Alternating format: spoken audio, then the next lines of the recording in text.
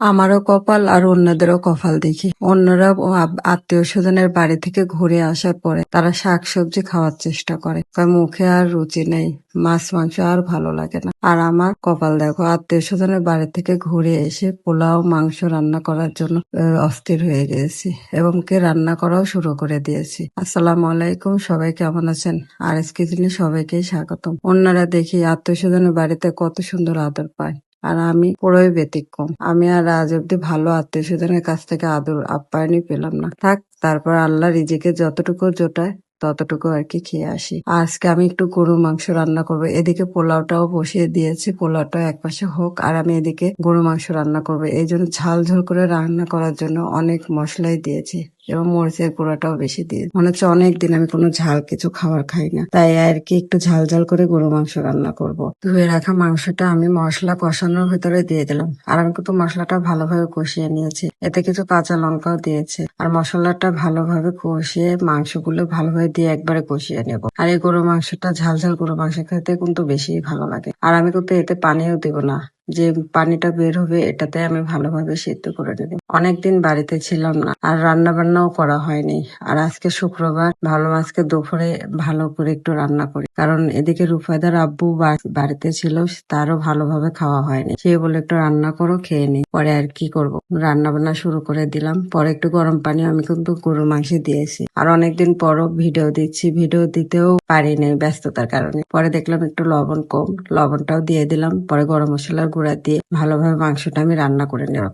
আর এই মাংসটা রান্না কমপ্লিট হয়ে গেলে আমি একটু ঘরের কাজ করব। এদিকে রুফায়দার আব্বু মসজিদে চলে গিয়েছে, তাই আমি ভাবলাম রান্নাটা শেষ, এখন আমি একটু ছাদ থেকে ঘুরে আসি। সকালবেলা রুফায়দার আব্বু অনেকগুলো কাপড় চোপড় ধুয়ে দিয়েছিলাম, সেগুলো ছাদে মেলে দিয়ে এসছে।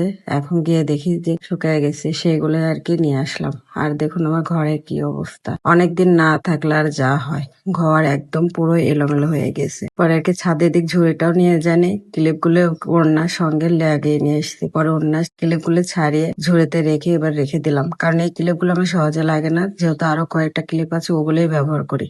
যেহেতু আজকে অনেকগুলা কাপড় চোপড় খাচ্ছিলাম, তাই নতুন গুলো বের করে নিলাম। পরে আর কি কাপড় চোপড় গুলো সুন্দর করে গুছিয়ে নিচ্ছি। তো গরম পড়ছে, গরমে সত্যি ভয়েস দেওয়া খুবই কষ্ট হয়ে যাচ্ছে। তারপরে অনেকদিন ভিডিও দিই না, এই জন্য ভিডিওতে ভয়েস দেওয়াতেও কেমন যেন আনইজি লাগছে। পরে আর কি কাপড় চোপড় করে গুছিয়ে নিয়ে যে এখানকার কাপড় চোপড় সেখানকার যেয়ে সুন্দর মতো ওয়ার্ডরোবে রেখে দিলাম। যার যার কাপড় চোপড় তার তার থাকে সুন্দর করে গুছিয়ে রেখে আমি আবার চলে আসলাম বিছানাটা গোছানোর জন্য। আর এত এলোমেলো হয়েছে, এত ধুলা কোত্থেকে যে আসে কি আর করবো, মনে হয় ঘর পরিষ্কার করতে করতে জীবন শেষ। এই জন্য আসলে কোথাও না ঘুরতে যাওয়া আসলে ঠিক না, ঘুরতে গেলে এসে বেশি কাজ হয়ে যায়। পরে আর কি বিছানাটা সুন্দর মতো গুছিয়ে নিলাম। আর বিছানা গোছানো থাকলে আসলেও ভালো লাগে, আর বিছানা পরিষ্কার পরিপাটি না থাকলে সেই বিছানায় ঘুমায়ও শান্তি নেই। আর বিছানা পরিষ্কার করলে দেখুন কত সুন্দরই না দেখা যায়। আর এই বিছানার চাদরটা আমি খুব পছন্দ করে কিনেছি। বিছানার চাদরটা কেমন হয়েছে সেটাও কিন্তু কমেন্ট করে জানাতে ভুলবেন না।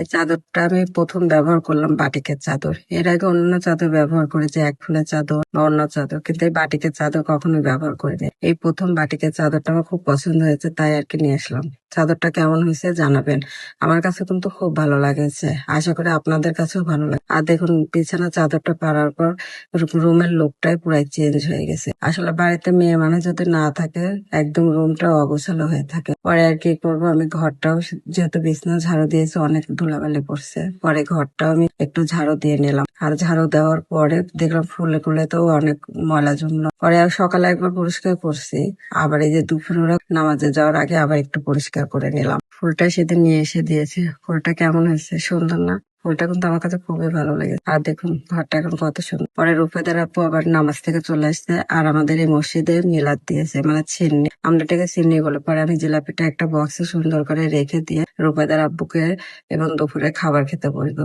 পরে যেহেতু পোলাও রান্না করেছি, এই জন্য পোলাও মাংসটা দুজন মিলে খেয়ে নেব। আর এই খাবার খেতে খেতে আপনাদের কাছ থেকে বিদায় নিব। সবাই ভালো থাকবে, সুস্থ থাকবে, আর আমাদের জন্য দোয়া করবে। আর সম্পূর্ণ ভিডিওটি ওয়াচ করার জন্য সবাইকে ধন্যবাদ। আল্লাহ হাফেজ।